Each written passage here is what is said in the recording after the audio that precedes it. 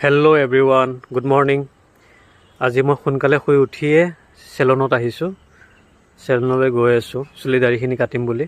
অলপ দীঘল হৈছে, তাকে ভাবিলোঁ ছানডে আজি অলপমান ট্ৰিম কৰি লওঁ, কাৰণ চুলি দাড়িখিনি কাটি মই এঠাইত যাবলগীয়া আছে। আপোনালোকক জনাম বাৰু মই ক'লৈকে গৈ আছোঁ। একচুৱেলি মই মোৰ ইনলজৰ ঘৰত গৈ আছোঁ। মই মোৰ ৱাইফৰ ঘৰলৈকে গৈ আছোঁ। তাইৰ অসুখ হৈ আছে বুলি শুনিছোঁ। তাইৰ জণ্ডিছ হৈছে, খোৱা লোৱা ভালকৈ কৰিব পৰা নাই, তাই ক্ষীণাই গৈছে তাই। তাকে ভাবিলোঁ এবাৰ গৈ চাই আহোঁ। আহিলোঁ,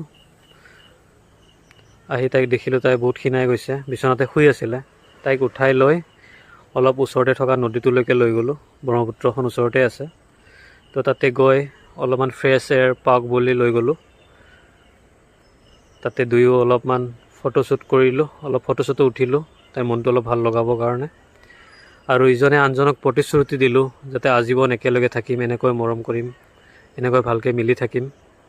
আপোনালোকে আশীৰ্বাদ কৰিব যাতে মই তাইক সোনকালে নিকাহখন কৰি লৈ আহিব পাৰোঁ। কিছু আৰ্থিক অসুবিধাৰ বাবে মই তাইক লৈ আহিব পৰা নাই। আপোনালোকে আশীৰ্বাদ কৰিব যাতে মই তাইক সোনকালে লৈ আহিব পাৰোঁ। আজিৰ ভিডিঅ'টো ইমানতে সামৰিলোঁ। আপোনালোক সকলোকে thank you and good night.